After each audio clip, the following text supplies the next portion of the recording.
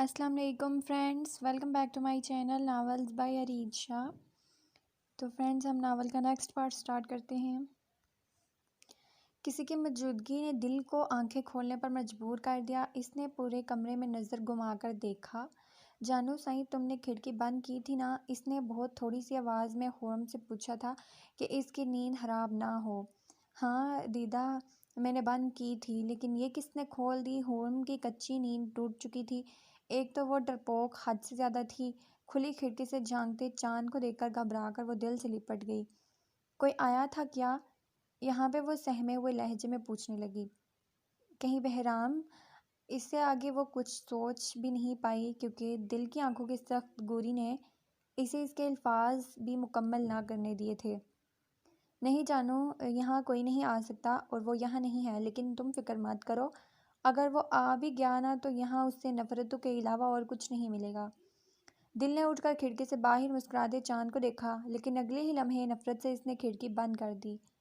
کوئی جگہ نہیں ہے تمہاری بہرام شاہ، میری اور میری ہورم کی زندگی میں تم کبھی شامل نہیں ہو سکتے۔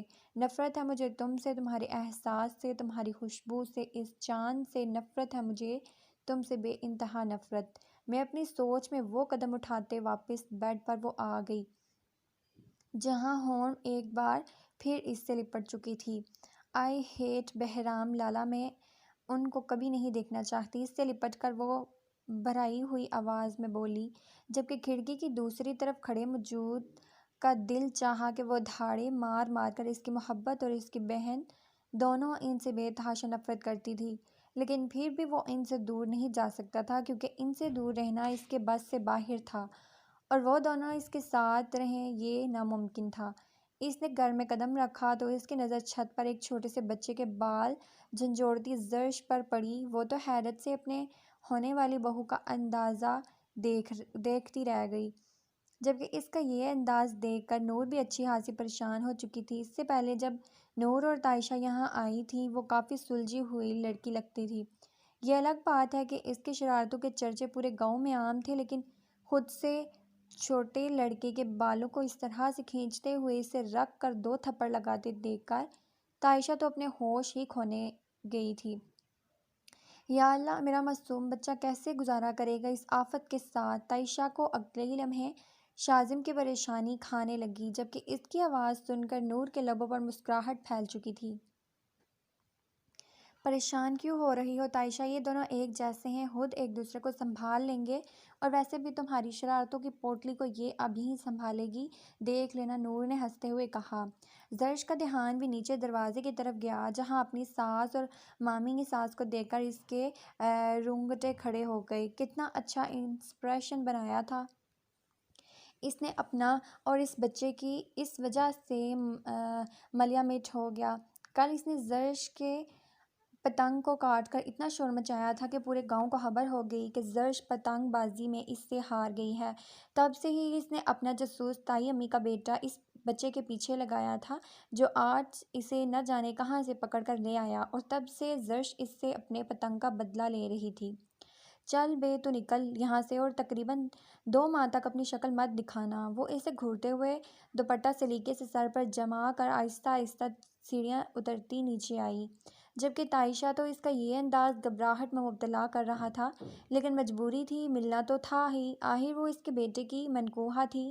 شکر تھا کہ وہ اس سے ملنے آ گئی، ورنہ شاید اسے پتہ ہی نہیں چلتا کہ یہ کتنی بڑی تیس مارخان ہے۔ تائشہ کو تو اپنے معصوم بیٹے کی فکر کھائے جا رہی تھی، جبکہ نور اس لڑکی کے پل میں بدلتے رنگ دیکھ رہی تھی۔ آنٹی، وہ لڑکا بہت بدتمیز ہے، مجھے گالیاں دیتا ہے، اور خود سے چھوٹے بچوں کو مارتا بھی ہے۔ بس یہ فرحان روز اسکول سے روتا ہوا آ کر مجھے شکایت لگاتا، تو میں نے کہا کہ بلاؤ اسے، میں ٹھیک کرتی ہوں۔ وہ آگے سے میرے ساتھ بھی بدتمیزی کرنے لگا، تو میں نے اسے رکھ کر لگائی۔ میں نے کچھ غلط تو نہیں کیا نا؟ ہاتھوں کے جوہر دکھاتے جلدی جلدی اس کے لیے پکوڑے اور چائے بنا چکی تھی، اور اب اپنی پوزیشن اس کی نظروں میں صاف کرنے کے لیے مسلسل اپنی صفائیاں پیش کر رہی تھی۔ لیکن تائشہ کو اب یقین ہو چکا تھا، یہ لڑکی اتنی معصوم نہیں ہے جتنی اس نے اب تک سمجھ کر رکھی تھی۔ اٹھ جاؤ جانو سائیں، میں نے تمہارا ناشتہ بنا دیا ہے۔ جانو سائیں کے پیپر ہونے والے تھے، جس کی وجہ سے کچھ دن سے وہ چھٹیوں پر تھی، کالج نہیں جا رہی تھی اور وہ صبح بھی دیر سے جاگتی تھی۔ ویسے تو دادو سائیں کی وجہ سے آسانی ہوتی تھی اس کا خیال رکھنے کے لیے، لیکن آج وہ نہیں تھی تو دل ہی اس کے لیے ناشتہ بنا کر ٹیبل پر رکھتے ہوئے اسے جگانے لگی۔ دیدا آپ یہاں رکھ دو، میں بعد میں اوون میں گرم کر کے کھا لوں گی۔ وہ پھر سے نیند میں اترتے ہوئے بولی۔ ٹھیک ہے، لیکن یاد سے کھا لینا۔ اچھا میں اب جا رہی ہوں، اپنا خیال رکھنا اور دروازہ اندر سے بند کرو۔ وہ اسے زبردستی اپنے ساتھ گھسیٹتی ہوئی باہر لے آئی۔ جانو سائیں سست سے انداز میں دروازہ بند کر کے واپس آئی اور بیڈ پر ڈھیر ہو گئی۔ بہرام تو اپنی بہن کا یہ سست انداز دیکھ کر بہت مایوس ہوا تھا۔ اس کا ارادہ تو آج سارا دن اس کے ساتھ مستیاں کرنے کا تھا۔ وہ جانتا تھا کہ دل کو برا نہ لگے، اس لیے وہ اس سے بات نہیں کرتی، اس سے نفرت کا اظہار کرتی ہے۔ لیکن کوئی بہن بھی اپنے بھائی سے نفرت کر سکتی ہے کیا؟ اسے یقین تھا وہ بہت جلد جانو سائیں کو اپنی سائیڈ لے کر آئے گا اور اسے بتائے گا جس گناہ کی سزا اسے دی جا رہی ہے اس میں تو اس کی کوئی غلطی ہی نہیں۔ اس نے تو بس اسے وہاں سے بچایا، اس لیے حویلی میں آگ لگانے کی بات کی تھی۔ اصل میں یہ سارا کیا کرایا دائم شاہ سوری کا ہے۔ ہاں، دائم شاہ سوری آگ لگا رہا تھا جب بہرام بھاگتے ہوئے وہاں پہنچا اور آگ بجھانے کی کوشش کرنے لگا۔ وہ تو بس دائم کے ہاتھ سے آگ کی لکڑی کا شعلہ چھیننے کی کوشش کر رہا تھا، اسے کیا پتا تھا وہ خود ہی اس آگ کے لپٹ میں ہمیشہ کے لیے آ جائے گا۔ اب تو وہ جانتا بھی نہیں تھا کہ دائم شاہ سوری کیسا دکھتا ہے۔ 15 سال پہلے حویلی میں وہ آگ دائم شاہ سوری نے لگائی تھی، جس میں بہرام کے اپنوں کے ساتھ ساتھ اس کے اپنے بھی جل کر مر گئے۔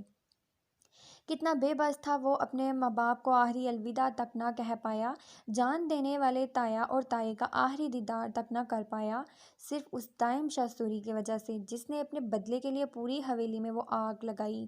مقدم شاہ نے اسے اپنے بیٹے کا مقام دیا تھا، حوریہ بھی تو اسے اپنا بیٹا کہتی تھی۔ وہ دونوں اس کو بہرام کا درجہ دینے لگے تھے، اس کو اسی کی طرح عزیز جاننے لگے تھے۔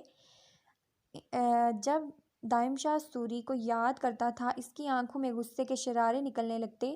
وہ اس شخص سے انتہا کی نفرت کرتا تھا جس کی وجہ سے اس سے بچھڑ گئے۔ لیکن افسوس اب وہ اس شخص کو پہچانتا تک نہیں تھا۔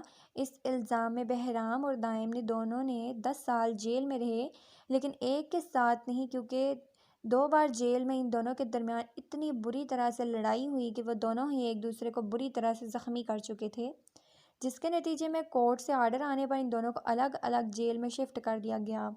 پچھلے 6 سال سے بہرام دن رات دائم شاہ سوری کی تلاش میں تھا، لیکن نہ جانے وہ کہاں گیا تھا، اس کے بارے میں وہ کچھ نہیں جانتا تھا۔ لیکن اب کچھ دنوں سے وہ بے فکر ہو چکا تھا۔ وہ یہ بھی جانتا تھا دائم شاہ سوری خود اس پر حملہ کرے گا بہت جلد۔ سر بہرام شاہ پاکستان آ چکا ہے، میں اس کے بارے میں سارے انفارمیشن لے چکا ہوں، لیکن فی الحال ہم کوئی بھی ایکشن نہیں لے سکتے۔ 2-3 دن میں آپ کی پارٹی کی سیٹ کنفرم ہونے والی ہے، اور آپ تو جانتے ہیں کہ آپ کے جیل میں رہنے کی وجہ سے پہلے ہی سیٹ خطرے میں ہے۔ فی الحال ہم کوئی رسک نہیں لے سکتے، ورنہ آپ کے بابا کا خواب ادھورا رہ جائے گا۔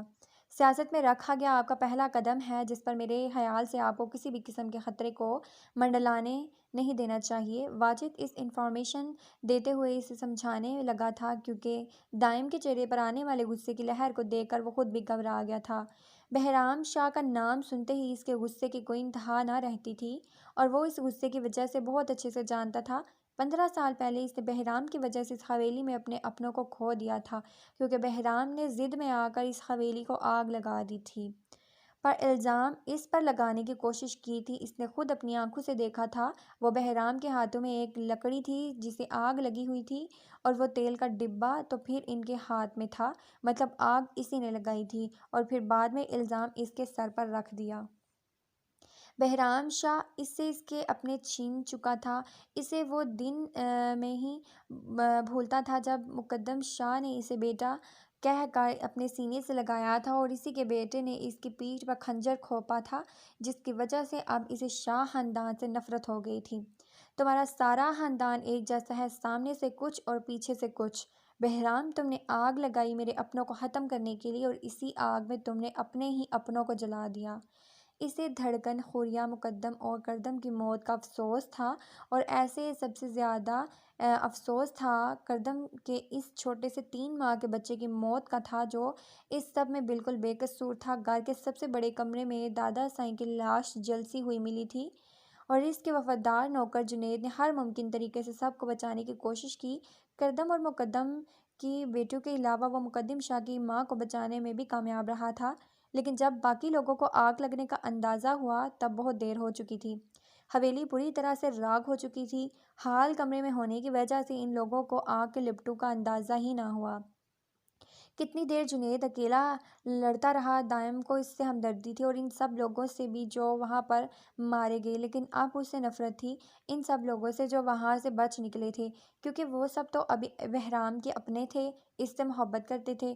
اس کے پاس تو کوئی نہیں تھا محبت کرنے کے لیے، سب چھوڑ کر چلے گئے اسے، اور اب ایسے ہی سب بہرام کو چھوڑ کر جائیں گے، کیونکہ اگر وہ اپنے اپنوں کے بغیر اکیلا تنہا زندگی گزار رہا تھا تو وہ کیوں بہرام کو خوشی سے رہنے دے۔ یہ سب کچھ بہرام کی وجہ سے ہوا تھا۔ وہ اکیلا تھا صرف بہرام کی وجہ سے، اس نے اپنے اپنوں کو کھویا تھا صرف بہرام کی وجہ سے۔ اگر وہ اس حویلی کو آگ نہیں لگاتا تو آج اس کے اپنے اس کے ساتھ ہوتے۔ اور اب دائم شاہ سوری بے تابی سے اس لمحے کا انتظار کر رہا تھا جب اسے کرسی ملے گی، اور اسی کرسی کی پاور کے ساتھ وہ بہرام سے اس کی ہر خوشی چھین لے گا۔ وہ اسے مارنا نہیں چاہتا تھا، وہ قاتل نہیں تھا، وہ تو بس اسے اکیلے تڑپتے دیکھنا چاہتا تھا، گھوٹ گھوٹ کر تنہا مرتے دیکھنا چاہتا تھا، اور اب وہ دن دور نہیں تھے جب وہ بہرام شاہ کو ہارتے ہوئے دیکھے گا، اور اس کے بعد اور پھر اس شہزادی کو ہمیشہ کے لیے اپنی دنیا میں لے آئے گا۔ ہاں، دائم شاہ سوری کے اب مسکرانے لگا تھا، خواب دیکھنے لگا تھا۔ اس پری نے اسے خواب دکھانا شروع کر دیے تھے۔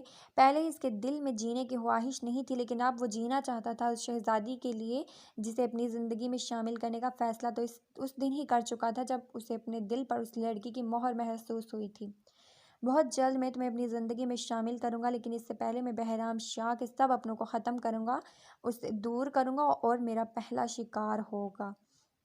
اور مقدم شاہ، اس نے کتنی نفرت سے یہ نام لیا تھا، یہ صرف وہ جانتا تھا کہ اس کے لہجے سے نفرت کی بو واجد نے انتہائی شدت سے محسوس کی تھی۔ ایک 16 سالہ لڑکی سے اتنی نفرت، اور بہرام شاہ سے کتنی نفرت کرتا تھا، یہ سوچ کر ہی واجد پریشان ہونے لگا تھا۔ لیکن اس کی پریشانی کم کرتی تھی وہ چھوٹی سی لڑکی جس کے ساتھ دائم شاہ سوری عشق کی سیڑھیاں چڑھنے لگا تھا۔ اگر وہ نفرت میں انتہا پسند تھا، عشق میں تو اس نے انتہائی عشق کرنی تھی۔ اس نے آج تیسرے دن گھر میں قدم رکھا تھا، تائشہ کو گئے ہوئے آج چوتھا دن تھا، اور جازم کو کام ہونے کی وجہ سے وہ کچھ دن گھر نہیں آ رہا تھا، لیکن آج تائشہ نے اسے فون کر کے کہا تھا ذرا گھر کی خبر لے۔ نہ جانے شازم سائی نے گھر کا کیا حال کیا ہوگا، اور تائشہ کے اندازے کے مطابق گھر کسی کباڑ خانے سے کم نہ تھا۔ کچن میں برتنوں کا ڈھیر اور گندے کپڑوں باہر صوفے پر پڑے ہوئے تھے، جوتے راستے میں جگہ جگہ اس کے پیروں میں آ رہے تھے۔ گھر کا حال دیکھ کر اسے انتہا کا غصہ آیا۔ جاہل آدمی گھر تک صاف نہیں رکھ سکتا، یہ اب نہ جانے کہاں پڑا ہے۔ اس نے شازم کے کمرے میں جھانکتے ہوئے دیکھا تو اسے شازم نظر نہ آیا۔ شکر ہے تائشہ کا کمرہ صاف تھا، مطلب اس نے اس طرف آنے کی غلطی نہیں کی تھی، جبکہ شازم کی لاپرواہی سے گھبرا کر زمل ہمیشہ اپنا کمرہ لاک کرتی تھی۔ یا اللہ، یہ لڑکا کہیں نہیں ہے، کہیں میرے کمرے میں ہی نہ پڑا ہو۔ جازم نے پریشانی سے سوچتے ہوئے اپنے کمرے کی طرف دوڑ لگائی تھی۔ وہ اپنے کمرے کا رسک کسی قیمت پر نہیں لے سکتا تھا۔ اس کی گندگی کی عادت کی وجہ سے جازم نے الگ کمرہ لیا تھا۔ شازم ہمیشہ سے لاپرواہ تھا، صفائی کیا چیز ہے وہ تو جانتا تک نہ تھا، لیکن پھر بھی تائشہ اس کی عزت رکھنے کے لیے کہتی تھی شازم جازم کے مقابلے میں تھوڑا گندا بچہ ہے، اور یہ کتنا تھوڑا گندا ہے یہ صرف جازم اور زمل ہی جانتے تھے۔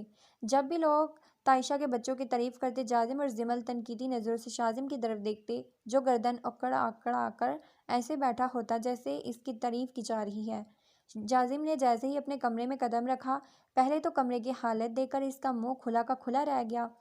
اسے یقین تھا کہ وہ اس سے بدلے گا، لیکن اتنے برے انداز میں 3 دن سے جاگے رہنے کی وجہ سے آج اس کا ارادہ نیند لینے کا تھا، لیکن اپنے بیڈ پر جازم سائیں کو بے حواس پڑے دیکھ کر اس کا دل چاہا کہ سارے گھر کو توڑ پھوڑ کر رکھ دے۔ شازم کے بچے، تیری ہمت کیسے ہوئی میرے کمرے میں قدم رکھنے کی؟ آج میں تجھے زندہ نہیں چھوڑوں گا۔ تو نے میرے کمرے کا یہ حال کیا کمینے، وہ غصے سے چلاتے ہوئے کبھی اپنے کمرے کو کبھی اپنے بستر کو دیکھ رہا تھا، جہاں شازم جوتوں سمیت وائٹ بیڈ شیٹ پر بڑے مزے سے وہ آرام فرما رہا تھا۔ جازم اپنے غصے کو کنٹرول کرتے ہوئے خاموشی سے باہر آیا اور اپنی گاڑی سے اپنا ڈنڈا نکالا۔ شازم بیٹا، یہ ڈنڈا مجرموں کو انسان بنانے کے کام آتا ہے، لیکن آج تجھے انسان بنانے کے کام آئے گا۔ وہ غصے سے ڈنڈے کو گھورتے ہوئے واپس کمرے میں آ پہنچا۔ اور ٹھیک 1 منٹ کے بعد شازم کی چیخیں پورے کمرے میں گونج رہی تھی، لیکن آج اسے بچانے والا یہاں کوئی موجود نہ تھا۔ اسے اپنے کمرے کی صفائی کا آرڈر دے کر وہ باہر آ بیٹھا۔ جازم کا تو گھر آنے کا آج بھی کوئی ارادہ نہ تھا، لیکن آج صبح اسے زمل کا فون آیا تھا کہ وہ آج شام گھر آ رہی ہے، اسے ان دونوں سے کوئی بہت ضروری بات کرنی ہے۔ زمل کا لہجہ اتنا سنجیدہ تھا کہ وہ مجبوراً گھر آ گیا تھا، کیونکہ زمل اپنے کام میں کبھی اپنے بھائیوں کو شامل نہیں کرتی تھی۔ وہ اپنے سارے کام خود کرنے میں ماہر تھی اور حق رکھتی تھی۔ اسے اپنے کام میں دخل اندازی سخت ناپسند تھی، اور جازم کو اس کا یہ انداز بہت پسند تھا۔ وہ ہمیشہ سے ہی عورتوں کے حق میں تھا، مرد اور عورتوں کو برابر کے حقوق دینے کے حق میں تھا۔ اس کا دوسرے شہر جا کر اکیلے کام کرنا شازم اور تائشہ دونوں کو ہی پسند نہ تھا، لیکن پھر جازم نے اس کی سفارش کی تھی، جس کے بعد زمل کو اس کے خوابوں کی منزل ملی تھی۔ اور اب کچھ ہی عرصے میں جب شارک خان اس کے ہاتھ لگ جائے گا تو وہ ٹاپ پورٹرز میں شامل ہو جائے گی۔ اور اس کے علاوہ بھی آج زمل کے گھر واپس آنے کا اسے ایک اور بھی فائدہ ہو جانا تھا، اور وہ یہ تھا کہ زمل سے ملنے زیلا ان کے گھر ضرور آنے والی تھی۔ اور ویسے بھی اس دشمن جان کو دیکھے ہوئے 6 مہینے سے اوپر کا وقت گزر چکا تھا۔ اس کی تو آنکھیں ترس گئی تھی اپنے محبوب کے دیدار کے لیے، اور محبوب صاحبہ نے تو قسم کھا رکھی تھی جیسے اس سال ٹاپ کریں گی۔ پچھلے سال میں بھی BA فرسٹ ایئر میں کوئی خاص کارنامہ سر انجام نہیں دیا تھا۔ جازم کا تو دل چاہا جا کر پوچھے، آہش سارا سال کرتی کیا رہی ہو؟ اپنے پھپھو سائیں کے گھر آنا تو تمہیں نصیب ہی نہیں ہوا کہ تم پڑھائی میں بزی ہو اور مشکل سے پاسنگ مارکس لے کر پاس ہوئی ہو۔ لیکن پھر جازم یہ بھی جانتا تھا کہ وہ اسی کی وجہ سے اس گھر میں نہیں آتی، پر وہ بھی کیا کرتا، مجبور تھا۔ نہ جانے اس لڑکی کو دیکھتے ہی اس کا دل کیوں بے ایمان ہونے لگتا، اور پھر کم بخت دل جو کہتا ہو وہ زبان میں آ جاتا تھا۔ پہلے تو زیلا پھر کبھی کبھار اسے منہ لگا کر 2-4 باتیں سنا دیتی تھی، لیکن ایک دن زیلا گاڑی وقت پر کالج نہ پہنچنے کی وجہ سے کسی دوست کے ساتھ گھر آ گئی۔ تب جازم نے اس سے کہا تھا کہ خبردار جو تم اس کے بعد اپنے کسی دوست کے ساتھ کالج سے گھر آئی، اگر ڈرائیور موجود نہیں تو گھر میں بھائی موجود ہے تمہارا، اس کے علاوہ تمہارے بابا بھی موجود ہیں، اگر سب لوگ مصروف ہوں تو اسے کال کر لے، لیکن اگر اس کے ساتھ تکلیف ہے تو شازم کو فون کر کے بلا لے، لیکن خبردار جو کسی انجان کے ساتھ گاڑی میں بیٹھ کر آئی۔ بس اس دن سے لے کر اب تک زیلا نے نہ تو اسے اپنی شکل دکھائی تھی اور نہ ہی سے بات کرتی تھی۔ 2-3 بار فون پر سرسری سی بات ہو گئی تھی، لیکن اس دن یہ ہوا تھا کہ اس کے بعد وہ کبھی بھی کسی انجان کے ساتھ گاڑی میں بیٹھ کر نہیں آئی تھی۔ اگر کوئی مسئلہ ہو بھی جاتا تو میں یاسم سے کہتی، کیونکہ زیلا کے والدین کی نظروں میں جازم جو کہتا تھا وہی صحیح تھا۔ جازم کی اس کے ساتھ شادی رضوانہ کی آخری خواہش تھی، جسے وہ دونوں بہن بھائی پورا کرنا چاہتے تھے۔ زیلا تو خود بھی رضوانہ کی بہت لاڈلی رہی تھی، اور جازم سے تو اس کی محبت کی کوئی مثال ہی نہیں ملتی تھی۔ زیلا تو اس کو لگتا تھا کہ دادی اسی لاڈ پیار کے بدلے جازم جیسے سنگ دل، کھڑوس اور خشک مزاج انسان کے ساتھ اس کا رشتہ طے کر دیا ہے۔ اب تو اسے جازم سے عجیب سی چڑ ہونے لگتی تھی۔ پہلے جو وہ کبھی کبھار سوچتی تھی کہ جازم شاید اچھا ہسبینڈ نکلے، اس کی سوچ بدل چکی تھی، کیونکہ اب وہ جازم کے ساتھ شادی کرنے کے لیے ہی تیار نہیں تھی۔ نور اور حیدر تو اسے سختی سے بھی سمجھا سکتے تھے، اور یاسم نے تو بہت محبت سے وجہ پوچھنے کی بھی کوشش کی تھی، لیکن اس کے پاس بس ایک ہی جواب تھی کہ جازم کے علاوہ کسی سے بھی شادی کرنے کے لیے تیار ہے۔ لیکن جازم تیار نہیں تھا، اس کا بس ایک ہی فیصلہ تھا کہ زیلا جب بھی دلہن بنے گی جازم جنید خان کی بنے گی۔ اور اس وقت بھی وہ باہر بیٹھے شازم کو اندر اپنا کمرہ صاف کرنے پر لگا کر زمل کا انتظار کر رہا تھا، کیونکہ اسے یقین تھا زمل کی آمد کا سن کر زیلا اس کے گھر میں موجود تک کو اگنور کر کے اپنی بیسٹ فرینڈ سے ملنے آئے گی۔ دیکھو ہٹلر، دیکھو کمرہ تمہارا صاف کر دیا ہے میں نے، اور یہ نشان میں اماں سائیں کو دکھاؤں گا، بتاؤں گا کہ تم نے کتنا تشدد کیا ہے مجھ پر۔ بلکہ نہیں، آج تو میری بیسٹ فرینڈ آئے گی، اس کو دکھاؤں گا اور کہوں گا اس گھر میں شادی کر کے آنے، اور خاص کر کے اس آدمی سے شادی کرنے کی غلطی کبھی مت کرنا، کیا پتہ شادی کے بعد تم پر بھی مجرموں جیسا تشدد کرے۔ ہائے میرا معصوم بازو۔ وہ اپنے بازو کو ایک ہاتھ میں لیے ایک پیر پر بمشکل چلتا ہوا واپس اندر جا چکا تھا، جبکہ جازم اب بھی وہیں صوفے پر بیٹھا اسے بمشکل چلتے ہوئے دیکھ کر مسکرا رہا تھا۔ پیارے لالے، تو کیا جانے ضلع حیدر خان ظلم سہنے کے لیے نہیں، ظلم کرنے کے لیے بنی ہے، اور بچپن سے جو ظلم اس نے اس دل پر ڈھائے ہیں اس کا حساب تو اسے چکانا ہوگا۔ وہ اپنے دل پہ ہاتھ رکھ کر مسکرایا اور اپنے کمرے میں آرام کی نیت سے آیا۔ وہ جانتا تھا جب تک وہ آرام کرتا ہے تب تک زمل گھر واپس آ جائے گی، اور اسے یقین تھا زمل کے ساتھ ہی وہ بھی آئے گی۔ یاسم گھر واپس آیا تو اس کے ذہن میں ابھی تک وہی لڑکی بسی ہوئی تھی۔ اسے سمجھ نہیں آ رہا تھا کہ وہ لڑکی اسے بھولتی کیوں نہیں ہے۔ وہ تو جس سے بھی ایک بار ملتا تھا وہ اسے زیادہ وقت یاد نہ رہتا، لیکن نہ جانے کیا وجہ تھی کہ یہ لڑکی اس کے ذہن سے ہی نہیں نکل رہی تھی۔ نشال چوہدری، اس کے زیر لب اس کا نام لیا اس نے، کیونکہ لیا وہ نہیں جانتا تھا کہ کیا وہ لڑکی مجھے اچھی لگ رہی ہے۔ اس نے خود سے سوال کیا، ایسا کیسے ممکن ہے کہ ایک ہی دن میں، ایک ہی ملاقات میں کوئی مجھے اتنا اچھا لگنے لگا ہے؟ کیا مجھے اس کے بارے میں معلومات لینی چاہیے؟ نہیں یاسم شاہ، کیا پاگل پن ہے یہ؟ تو پاگل پن نہیں ہو گیا اگر تو ارحم سے اس لڑکی کے بارے میں پوچھے گا تو وہ وجہ جاننا چاہے گا۔ وہ خود کی نفی کر رہا تھا۔ اگر میں ارحم سے یہ کہوں گا کہ وہ لڑکی میرے دماغ سے جاتی ہی نہیں، کیا سوچے گا وہ میرے بارے میں؟ اسکول، کالج، یونیورسٹی میں آج تک ایسا نہیں ہوا تھا کہ اس نے کسی لڑکی کو مڑ کر بھی دیکھا ہو، اور اب وہ لڑکی اس کے ذہن سے نہیں نکل رہی تھی۔ مجھے ارحم سے نہیں بلکہ بابا سائیں سے بات کرنی ہی چاہیے۔ اگر وہ لڑکی مجھے پسند ہے تو پھر مجھے بابا سائیں کو بتا دینا چاہیے۔ بابا سائیں تو ویسے بھی روز میری شادی کی بات کرتے ہیں۔ بابا سائیں سے کہہ دوں گا کہ میں نے یہ لڑکی پسند کر لیا اور محبت تو شادی کے بعد ہو جائے گی۔ وہ کچھ سوچتے ہوئے مسکرایا۔ ہاں، وہ پہلی نظر کے محبت کو نہیں مانتا تھا لیکن پسندگی پر یقین رکھتا تھا۔ کیا وہ لڑکی مجھے قبول کرے گی؟ اندر سے ایک سوال آیا۔ اس کی مسکراہٹ لمحوں میں غائب ہوئی تھی۔ ہاں، کیوں نہیں کرے گی؟ آخر میں حیدر شاہ کا بیٹا ہوں۔ اس نے اپنے آپ کو مطمئن کرنے کی کوشش کی، لیکن اندر سے ایک اور آواز نے جھنجھوڑا، نہیں، میں حیدر شاہ کا بیٹا نہیں، صرف حیدر شاہ کا نام ہے میرے پاس۔ میں تو اس ظلم کی نشانی ہوں جسے یاد کر کے میری ماں آج بھی ہون کے آنسو روتی ہے۔ نور کو یاد کر کے وہ تڑپ اٹھا تھا۔ ہاں، وہ اس کی ماں تھی جو اس کے وجود سے گن محسوس کرتی تھی، اس کے ساتھ ساتھ خود سے بھی نفرت کرتی تھی۔ یاسم تو اپنی ماں کو دیکھ دیکھ کر جیتا تھا، ہر ممکن طریقے سے اپنی محبت کا احساس دلاتا، لیکن نور جب بھی اسے دیکھتی نظریں پھیر لیتی اور یاسم اپنی حسرتوں کو دل میں دفن کرتے ہوئے مسکرا کر اس کی نفرت کو قبول کر لیتا۔ لیکن پھر بھی نور کی نفرت کم نہیں ہوتی، جبکہ بابا سائیں کی تو وہ جان تھی۔ حیدر شاہ اتنا پیار تو وہ زیلا سے نہیں کرتا تھا جتنا اس سے کرتا تھا، اور اسے یقین تھا ایک نہ ایک دن وہ اپنی اماں سائیں کی نفرت کو اپنی مصلحت سے بدل دے گا۔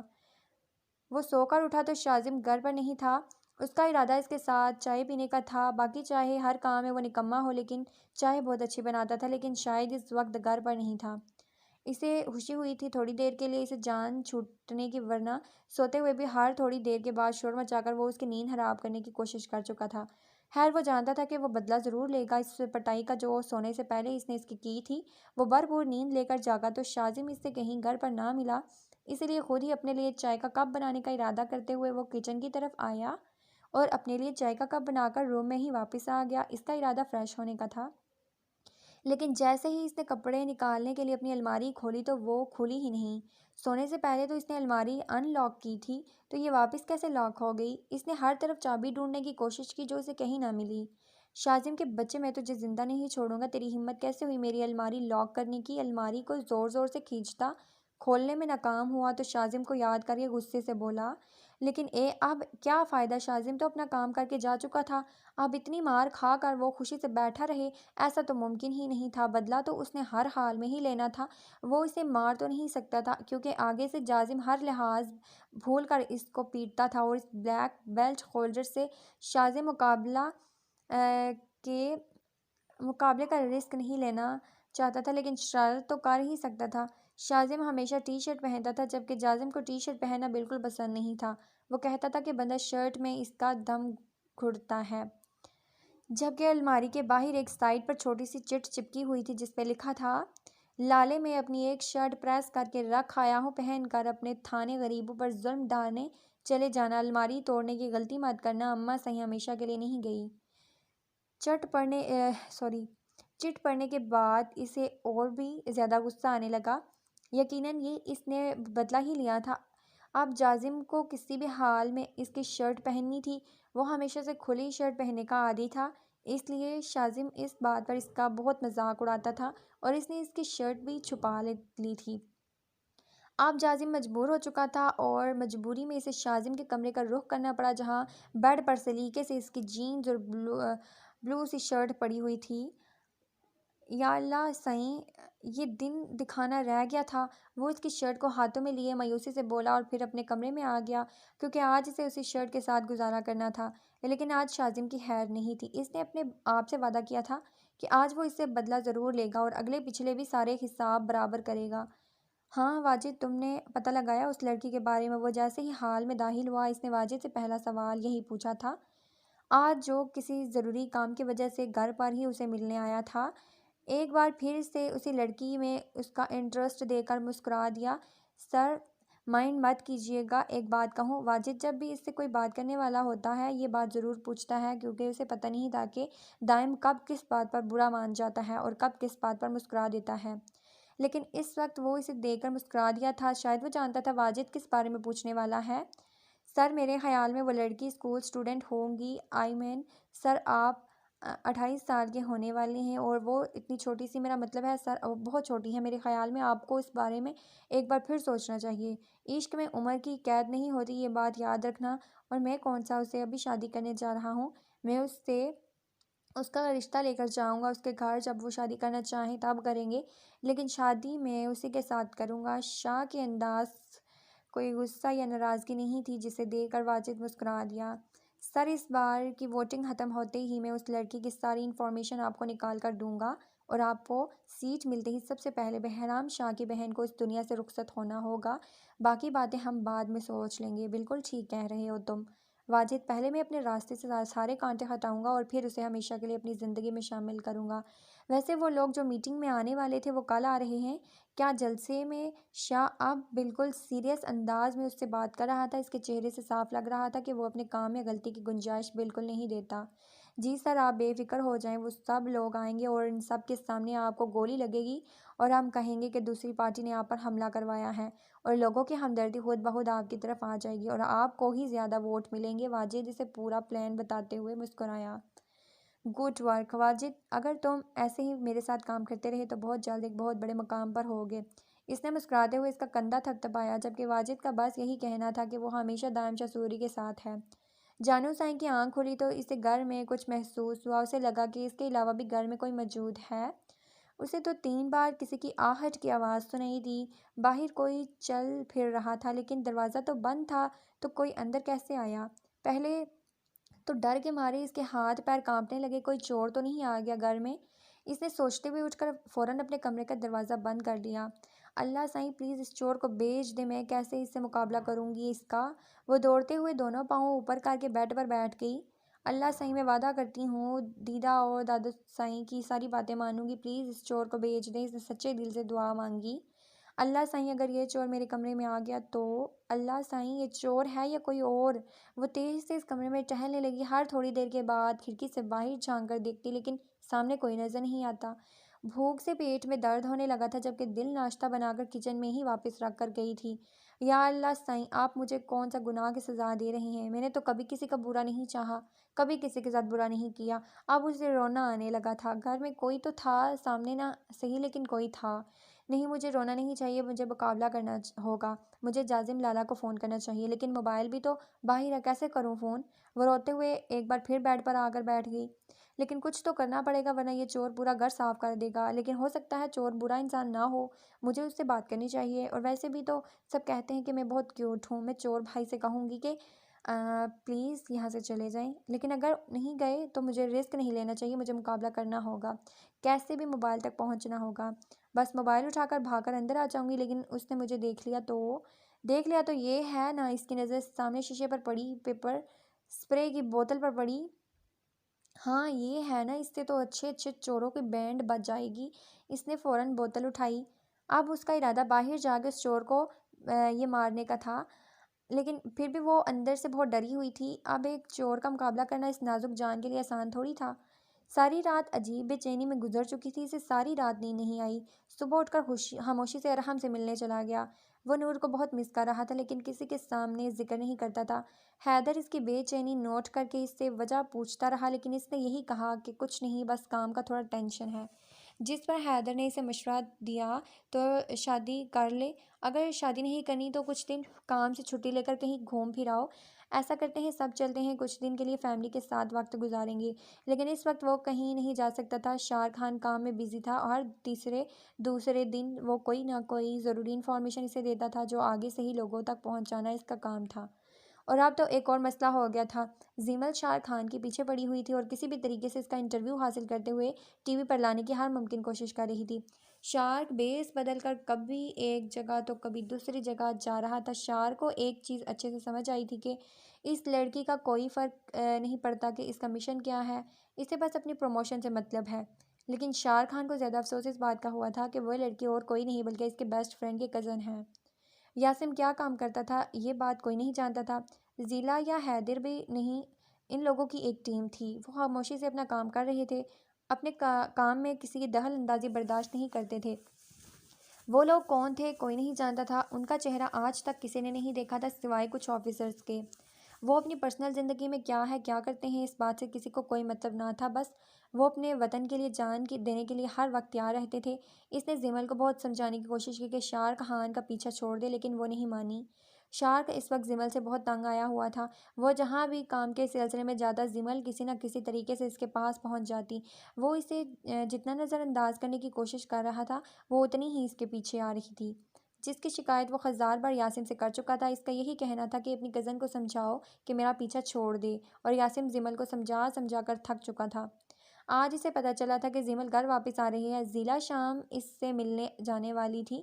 اس کا اپنا ارادہ بھی زیمل سے ملنے جانے کا تھا تاکہ وہ مل کر اسے سمجھائے کہ شار خان کے پیچھے جانے کا کوئی فائدہ نہیں، اسے شار کو چھوڑ کر اسے اپنے کاموں پر دھیان دینا ہوگا۔ لیکن اس وقت وہ آفس کسی اور کام کے لیے آیا تھا۔ اسے ارحم سے بات کرنی تھی اور وہ ارحم سے نشال کی ساری معلومات لینا چاہتا تھا۔ اپنے دل کو بہت سمجھانے کے باوجود بھی وہ اس بات سمجھا نہیں پایا تھا کہ نشال کے نہ ہونے سے اسے کوئی فرق نہیں پڑتا، کیونکہ اس کا دل باغی ہو چکا تھا۔ پہلی نظر کی محبت پر یقین نہ کرنے والا شخص بھی پہلی نظر کی محبت کا شکار تھا۔ جازم نہا کر نکلا۔ شازم کے کپڑے پہن رکھے تھے، اس بات کا بدلہ ضرور لوں گا۔ شازم لالا طنز کرتے تھے، ایک دوسرے کو لالا کہہ کر پکارتے تھے کیونکہ ان دونوں میں کوئی ایک 3 منٹ چھوٹا تھا، لیکن کون یہ تائشہ خود بھی نہیں جانتی تھی۔ اس کا ارادہ پولیس اسٹیشن جانے کا تھا، لیکن باہر ضلع کو دروازے پر کھڑی دیکھ کر وہ تیزی سے دروازے کے پاس آیا تھا۔ آج تو مانو اس کی خوشی کا کوئی ٹھکانہ ہی نہیں تھا، جسے دیکھنے کے لیے تڑپ رہا تھا وہ خود ہی اس کے سامنے آ کھڑی ہو گئی۔ ہیلو ڈیئر کزن، کیسے ہو؟ وہ بارہ سنگا کہاں ہے؟ اگر وہ کام پر ہے تبھی اندر آؤں گی ورنہ نہیں۔ یہیں سے خدا حافظ، میں یہیں سے مل لوں گی میں اپنی زیمل دیدہ سے، وہ اسے دروازے سے ہی وارن کرتے ہوئے بولی۔ یہ تو وہ جانتا تھا کہ شازم اور ضلع نے اسے کیا نام دیا ہوا ہے۔ اپنے اس شہکار نام پر اسے غصہ تو بہت آیا، لیکن ضبط کرتے ہوئے اندر آنے کا راستہ دینے لگا۔ ڈیئر کزن، آج تم نے میرا فیورٹ کلر پہنا ہے، بہت ہینڈسم لگ رہے ہو۔ کہیں اماں سائیں اور پھپھو سائیں کو لینے کے بہانے گاؤں تو نہیں جا رہی؟ اپنی منکوہا سے ملنے کے لیے وہ شرارت سے آنکھ کھدواتے ہوئے بولی۔ جبکہ جازم کو آج پہلی بار شازم کے ہونے کا فائدہ ہو رہا تھا، وہ اسے اتنے پیار سے بات کرے یہ تو ناممکن سا تھا۔ وہ بے اختیار اپنی ہنسی دبانے لگا۔ ہائے میرا کزن تو شرما گیا۔ اس نے کچھ اور ہی مطلب نکالا اور اس کے کندھے میں ہاتھ ڈالا، جبکہ اس کے اس طرح اچانک قریب ہونے پر جازم ایک پل کے لیے اپنی سانسیں روک گیا۔ جازم جانتا تھا کہ ضلع اور شازم ایک دوسرے کے ساتھ بہت فری ہیں، یہاں تک کہ اپنے سارے راز بھی ایک دوسرے سے شیئر کرتے ہیں، لیکن جازم سے آپ نے اتنے قریب پہلی بار اسے محسوس کر رہا تھا۔ ویسے یار شازی، میں تمہیں ایک مشورہ دے رہی ہوں، ایک بار نہ اماں سائیں اور پھپھو سائیں کو لینے کے بہانے تم گاؤں جاؤ اور اس لڑکی کو دیکھ لو۔ تمہارا حق بنتا ہے کہ تم اس کو دیکھو، پسند کرو، اور اس لڑکی کا بھی حق بنتا ہے کہ وہ تمہارے بارے میں سب کچھ جانے۔ تم لوگوں کو ایک دوسرے سے ملنا چاہیے۔ وہ اسے دیکھتے ہوئے اس کے جواب کی منتظر تھی، جبکہ جازم کو سمجھ نہیں آ رہا تھا کہ اس کی بات کا کیا جواب دے۔ اگر اس نے اسے بتا دیا کہ وہ شازم نہیں بلکہ جازم ہے تو وہ اس سے بات کرنا چھوڑ دے گا، اور اگر گھر سے بھی چلی گئی اور پہلی بار وہ اسے اپنے اتنے قریب اور اتنا فرینڈلی دیکھ کر اس کا دل ہی نہیں کر رہا تھا کہ اسے بتائے کہ وہ جازم ہے۔ شازم کے شرٹ کی وجہ سے وہ دھوکہ کھا گئی، ورنہ کبھی اسے اس طرح سے بات نہیں کرتی۔ شازی بیٹا، طبیعت ٹھیک ہے نا؟ کہیں چپ کا روزہ نہیں رکھا ہوا؟ اسے خود کو خاموشی سے گھورتا پا کر اس نے غصے سے بولا اور مسکرا دیا۔ نہیں بولو، تم جو کہہ رہی ہو میں سن رہا ہوں۔ جازم بڑی مشکل سے بولا۔ اسے تو سمجھ نہیں آ رہا تھا کہ اس سچویشن میں وہ اس سے کیا بات کرے۔ وہ اسے سچ بتانا بھی نہیں چاہ رہا تھا اور اس سے چھپا بھی نہیں پا رہا تھا۔ اب شازم بنا اس کے لیے آسان نہ تھا۔ میں کیا کوئی نیوز چینل ہوں جیسے تم سن رہے ہو اور میں بولتی رہوں؟ ہڑبڑایا۔ تمہیں سن رہا ہوں، وہ باقاعدہ اس کی نقل اتارتے ہوئے بولی۔ ایک تو اتنے فائدے کا مشورہ دے رہی ہوں اور جناب کے نخرے ختم نہیں ہو رہے، ایک ہے اور دوسرا اس کا بھائی، ایک دوست بن کر میرا جینا حرام کر رہا ہے اور دوسرا بڑا سنگا منگیتر بن کر سر پر تلوار کی طرح لٹکا ہوا ہے۔ سب بلند آواز میں وہ سناتے ہوئے بولی۔ یار اتنا بھی برا نہیں ہے وہ، ایک بار اسے سمجھنے کی کوشش کرو۔ جازم نے بہتی ندی میں ہاتھ دھونے کی کوشش کی، جبکہ اس بار زیلا نے اسے گھورتے ہوئے اس کے ماتھے پر الٹا سیدھا ہاتھ رکھ کر چیک کیا۔ بخار تو نہیں لگ رہا؟ کہیں سورج مغرب سے نکلا ہے؟ وہ بڑبڑاتے ہوئے اٹھ کر کھڑکی کھول کر باہر دیکھنے لگی، جبکہ جازم اس کی بات کی گہرائی کا مطلب سمجھ کر مسکرا دیا۔ کیسے وہ سوچ سکتا تھا کہ شازم کبھی زیلا کے سامنے اس کی تعریف کرے گا؟ وہ میرا مطلب تھا کل کو تمہاری شادی ہونی ہے اس کے ساتھ، تم اس کے بارے میں جتنا برا سوچو گی وہ اتنا برا لگے گا تمہیں میرے خیال سے۔ بکواس بند کر شازی، ورنہ میں تیرا سر پھوڑ دوں گی۔ اس کی بات مکمل ہونے سے پہلے ہی زیلا چلائی تھی۔ کیا گھول کر پلایا ہے اس نے تجھے کہ وہ تجھے اتنا اچھا لگنے لگا ہے؟ مت بھول کہ وہ ہمارا دشمن ہے، دشمن، اور دشمن کا بھی اچھے نہیں ہوتے۔ اور وہ اس طرح سے بات کر رہی تھی جیسے وہ سرحد پر دشمن سے لڑنے کی بات کر رہی ہو۔ دماغ گرم کر کے رکھ دیا ہے میرا۔ چلو کچن میں کچھ بنا کر کھاتے ہیں اس سے پہلے کہ وہ باراسنگا آ جائے۔ مجھے زمل دیدہ سے مل کر واپس جانا ہے۔ اس کی باتیں اگنور کرتے ہوئے کچن کی طرف آئی۔ ویسے وہ تمہیں اس میں کیا برا لگتا ہے؟ جازم اس کے پیچھے آتے ہوئے پوچھنے لگا۔ تم سے کچھ چھپا تھوڑی ہے، کچھ اچھا لگنے کے لیے بندے میں کچھ اچھا ہونا چاہیے۔ تمہارا بھائی تو پیدائشی خڑوس ہے، پتہ نہیں وہ سائیں بچپن میں اسے کیسے سنبھالتی ہوں گی۔ وہ ابھی بول رہی تھی کہ زمل کے چیخنے چلانے کی آوازیں آنے لگی اور گھر میں جیسے ہی یہ داخل ہوتی تھی ایسے ہی چلا چلا کر سب کو اپنی طرف متوجہ کرتی تھی۔ اس کی آواز سنتے ہوئے جازم مسکراتے ہوئے باہر نکلا اور اس کے آگے زیلا بھاگتے ہوئے باہر جا رہی تھی اور اسی کے انداز میں چیختے ہوئے اس سے لپٹ گئی۔ میں اور شازم آپ کے بارے میں بات کر رہے تھے، وہ جازم کی طرف اشارہ کرتے ہوئے بولی، جبکہ جازم اب زمل سے مل رہا تھا۔ جبکہ جازم کو شازم کہنے پر زمل کے چہرے پر مسکراہٹ پھیل گئی۔ تم دونوں باتیں کرو، میں تھوڑی دیر میں آتا ہوں۔ وہ اسے اشارہ کرتے ہوئے باہر جا چکا تھا، جبکہ اس کا اشارہ سمجھ کر وہ زیلا کا ہاتھ تھام کر اپنے کمرے میں آئی، جبکہ زیلا اب شازم کو بلائے زمل سے باتوں میں مصروف ہو چکی تھی۔ جانو سائیں ہمت کر کے کمرے سے باہر نکلی۔ اس نے ہر طرف فون ڈھونڈا جو اسے کہیں نہ ملا۔ شاید رات کو وہ کچن میں رکھ کر بھول گئی تھی۔ ڈر تو اس سے بہت لگ رہا تھا اور پیپر سپرے اس نے اپنے دوپٹے میں چھپا کر رکھی تھی۔ اسے کچن کی طرف سے آواز آئی تو دوڑتے ہوئے کچن کی طرف آئی تھی، لیکن کچن میں کسی کو بڑے مصروف انداز میں کام کرتے دیکھ کر وہ حیران ہوئی تھی۔ کیسے عجیب چور ہیں یہ چور، ایسے کام کر رہے ہیں جیسے ان کا اپنا گھر ہو۔ وہ ہمت جما کر آگے بڑھی، اس چور کے کندھے پر ہاتھ رکھا۔ جیسے ہی چور نے مڑ کر دیکھا، اس نے پھرتی سے پیپر اسپرے کرنا چاہا، لیکن اس سے پہلے ہی بہرام اس کا ہاتھ تھام چکا تھا۔ جانو سائیں یہ تم کیا کرنے جا رہی ہو اپنے بھائی کے ساتھ؟ اس کے ہاتھ میں سپرے دے کر بہرام صدمے سے بولا۔ ایک میں ہوں جو تمہارے لیے خود اپنے ہاتھوں سے کھانا بنا رہا ہوں، لیکن تم ہو جو میرے ساتھ یہ سب کرنے والی تھی۔ وہ پیپر اسپرے اس کے ہاتھ سے لے کر دور پھینک چکا تھا، جبکہ اپنے گھر میں چور کی وجہ سے اپنے بھائی کو پا کر اس کی آنکھیں خوشی سے چمک اٹھی تھی، لیکن اگلے ہی پل وہ چہرہ پھیل گئی اور خود بھی یقین نہیں کر پا رہی تھی کہ وہ آگ لگانے والا بہرام تھا۔ دادو سائیں تو صاف کہتی تھی کہ یہ سب کچھ دائم شاہ سوری نے کیا ہے۔ وہی آستین کا سانپ ہے جسے ہم نے اپنے گھر میں جگہ دی، محبت بھی، اور اس نے یہ سب کچھ کیا۔ دائم شاہ سوری کون تھا؟ کوئی نہیں، وہ نہیں جانتی تھی، پر دل کا کہنا تھا کہ یہ سب کچھ بہرام شاہ کا کیا کرایا ہے۔ اگر بہرام شاہ قصور نہ ہوتا تو کیا وہ جیل میں ہوتا؟ آپ یہاں کیا کر رہے ہیں؟ وہ چہرہ پھیرتے ہوئے چپکے سے بولی۔ اور جانو سائیں ابھی تو بتایا کہ تمہارے لیے کھانا بنا رہا تھا، دیکھو میں نے تمہارے لیے کتنے مزیدار آلو کے پراٹھے بنائے ہیں، وہاں بیٹھو میں لگاتا ہوں تمہارے لیے کھانا۔ وہ اس کا ہاتھ پکڑ کر کرسی پر بٹھا چکا تھا۔ ویسے مجھے پتا ہے کہ تم آلو کے پراٹھے کسی بھی وقت کھا نہیں سکتی ہو، صبح شام دوپہر، میرا ناشتہ میری دل